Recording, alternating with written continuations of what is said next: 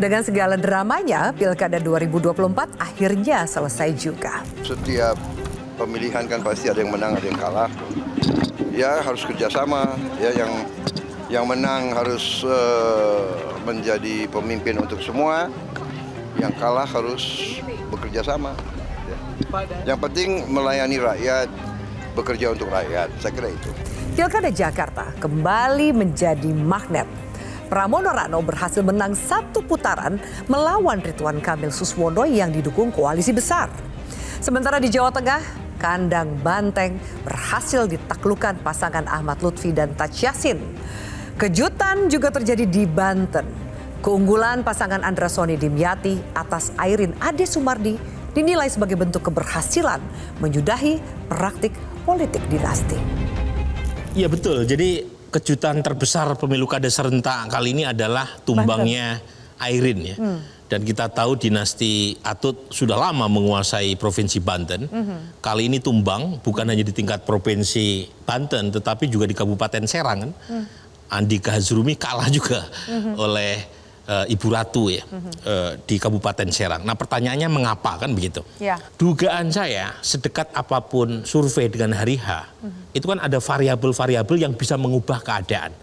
Entah itu variabel yang berkaitan dengan mobilisasi, entah itu variabel yang berkaitan dengan mungkin calonnya underestimate terhadap lawan. Atau blunder gitu ya? Atau blunder, mungkin variabel yang berkaitan dengan dukungan partai, jangan lupa Pak Andra Soni dengan Pak Dimyati didukung solid ya oleh partai-partai di belakang pemerintah kecuali Golkar. Golkar kan bagaimanapun Airin adalah kadernya. Ini Golkar agak berbeda nih di Banten ya. Agak berbeda. Ya, bersama Golkar Airin sama PDIP. Mas Pras sama nih di Banten. Khusus Banten ya. Tapi lagi-lagi variabel-variabel itu yang menurut saya menjelaskan mengapa terjadi perubahan. Tetapi lagi-lagi jawaban saya mungkin kurang bisa konklusif menjelaskan soal why-nya. Mungkin Afi kalau mau mengerjakan S2, S3 bisa itu menggarap mengapa Banten terjadi perubahan. Dan itu bisa menghasilkan minimal 10 disertasi gitu, untuk menjawab pertanyaan mengapa terjadi perubahan itu. Pilkada serentak 2024 nyatanya menghasilkan partisipasi masyarakat yang rendah. Hal ini menjadi sorotan dan evaluasi banyak pihak. Ada yang berpendapat rendahnya partisipasi akibat kejenuhan masyarakat atas kontestasi yang bertubi-tubi. Ada pula yang mengatakan ini bentuk kritik rakyat terhadap para elit politik yang menyuguhkan pilihan tak menarik dan tak mewakili aspirasi publik.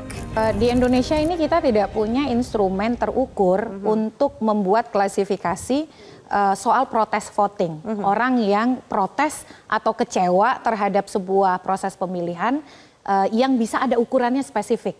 Kalau di beberapa negara itu mereka punya yang disebut dengan none of the above misalnya atau nota. Seperti kolom kosong lah kalau di calon tunggal. Kalau di calon tunggal kan jelas tidak setuju dengan calon ada kolom kosong. Di Indonesia itu tidak ada. Sehingga ada yang mencampur adukannya dengan pemilih yang tidak pergi ke TPS. Jadi dalam fenomena Jakarta, angka partisipasi itu sebenarnya 57,5%. Nah, angka yang tadi, angka golput yang disebut 46% tadi itu sebenarnya kombinasi antara pemilih yang tidak datang ke TPS ditambah dengan suara tidak sah. Nah, dengan demikian pemilih yang tidak datang ke TPS itu ada beberapa penyebab. Pertama, karena mereka memang apatis. Ya tidak peduli. Cuek sama politik gitu ya? Bukan hanya itu, mereka capek, jenuh, bosen dari mulai bulan Februari 2024 narasinya politik terus. Dari 2023 bahkan ya? Bahkan 2022 ya, ketika dimulainya Juni tahapan pemilu. Capek, jenuh, ya sudah untuk apa berpartisipasi kan sudah pilpresnya. Apalagi narasi para calonnya sama.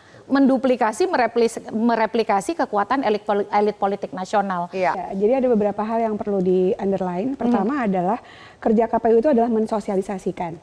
Sosialisasi dan pendidikan pemilih. Agar pemilih tahu cara menggunakan hak pilihnya, kapan hari H pemungutan suaranya, itu dilakukan dalam beberapa segmentasi yang sudah dilakukan oleh teman-teman KPU Provinsi dan KPU Kabupaten Kota.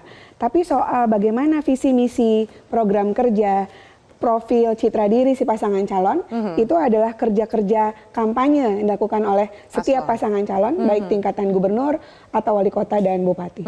Dengan tingkat kemudian pemilih atau golput yang bisa dikatakan tinggi ini, antusiasmenya juga sepertinya kurang dibandingkan dengan Pilpres. KPU merasa gagal menyelenggarakan pilkada, minimal meningkatkan angka partisipasi pemilihnya, Mbak Betty? Secara konsepsi KPU adalah penyelenggara, berapapun tingkat partisipasi yang keluar dari produk apakah pemilu ataupun pilkada kali ini tentu akan kita terima, dan kemudian siapapun berapapun dari hasil yang sudah ditampilkan baik dari rekap berjenjang dari TPS ke PPK sampai dengan KPN kota dan KPU provinsi, itu yang menjadi hasil mau tak mau, suka tak suka akan kita terima. Okay. Nah, kalau kita bicara soal jeda waktu yang dekat ini juga, Vi, saya harus bela ini KPU, Bawaslu dan kawan-kawan. Itu membuat penyelenggara pemilu di seluruh Indonesia itu capeknya minta ampun, karena beberapa tahapan beririsan. Nah, karena itu Komisi 2 DPR RI mengagendakan revisi terhadap undang-undang ini ke depan. Mungkin salah satu isunya kita harus pikirkan, keserentakannya masih kita pertahankan, tetapi jadwal dan jedanya mungkin harus kita pikirkan. Ada bahkan wacana untuk, wah ternyata pilkada serentak sudah tidak terlalu hemat arah asalnya, efisiensi anggaran juga enggak, malah kemudian tidak menghasilkan calon-calon atau bahkan pemimpin yang diharapkan oleh masyarakat. Tanggapan Mas Lutfi? Narasi itu boleh, tapi bagi saya konstitusi adalah acuan.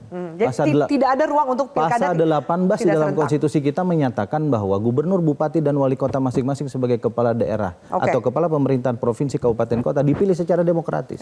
Kata demokratis itulah yang harus menjadi acuan kita. Boleh langsung, boleh tidak langsung, yang penting kita sepakat bahwa demokrasi di Republik ini tidak boleh legitimasinya tergerus oleh satu sistem pemilihan yang kita pilih. Tak berhenti di situ, jelang tutup tahun politik, evaluasi penyelenggaraan pilkada terus bergulir. Presiden Prabowo Subianto dalam acara HUT ke-60 Partai Golkar melontarkan wacana mengembalikan pilkada melalui DPRD dengan alasan efisiensi anggaran. Wacana itu sontak memantik respon publik. Ada yang sepakat, namun banyak juga yang tidak sependapat karena bisa mengancam kedaulatan rakyat. Dan kita tidak boleh malu untuk mengakui bahwa kemungkinan sistem ini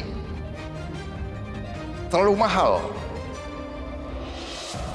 Betul. Dari wajah yang menang pun saya lihat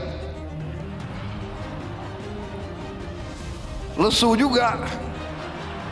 Yang menang lesu, apalagi yang kalah. Ya, saya lihat negara-negara kita, tetangga kita efisien. Ya, Malaysia, Singapura, India. Sekali milih anggota DPRD, sekali milih, ya sudah. DPRD itulah yang milih gubernur, milih bupati.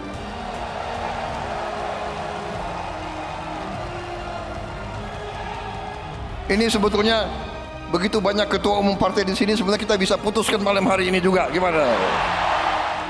Semangat Pak Prabowo kemarin itu kan semangat efisiensi.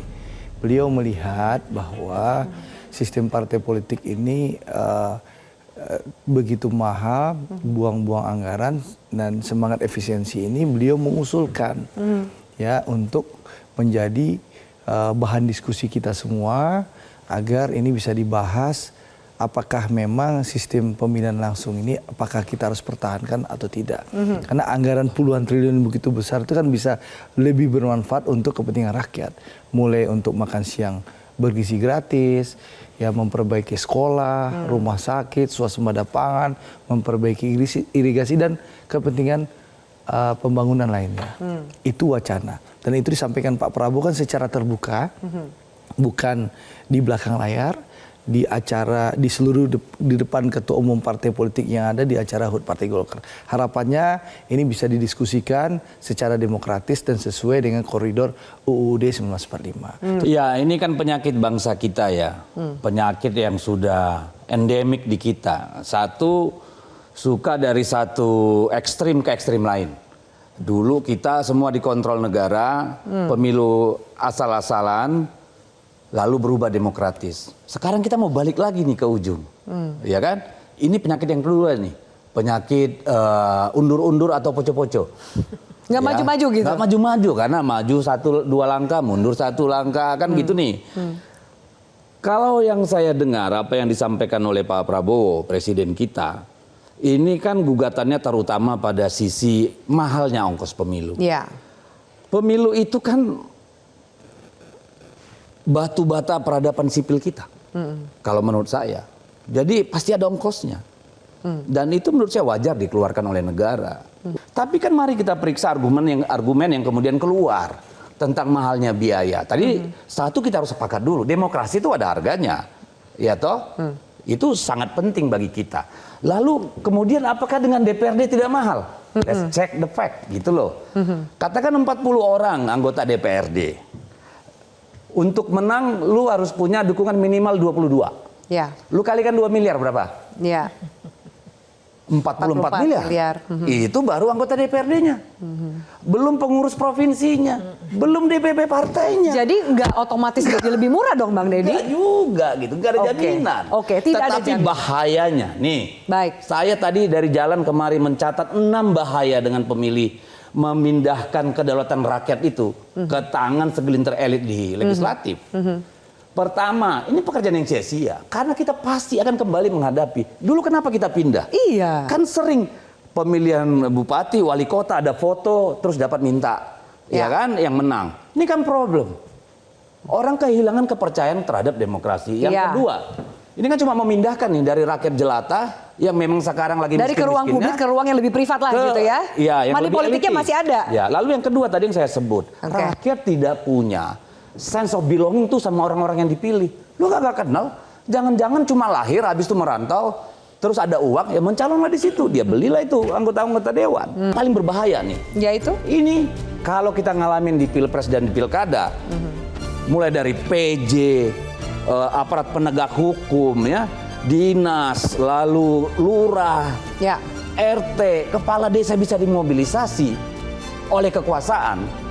Apalagi kalau dipilih DPRD, 20 sprindik selesai itu barang. Bahaya itu barang itu. Baik. Perjuangan menegakkan demokrasi, mewujudkan keadilan dan kesetaraan, menegakkan etika dan keadaban harus terus berjalan. Pencapaian demokrasi yang diperoleh dari keringat, air mata, dan darah saat reformasi sejatinya tidak boleh dikerdilkan hanya karena urusan menang kalah dalam kontestasi elektoral. Figur bisa menang, bisa juga kalah. Tetapi demokrasi harus tetap hidup dan tak boleh mati. Karena harga demokrasi teramat mahal untuk dipertaruhkan. Saya Afiani Malik undur diri. Selamat malam, sampai jumpa.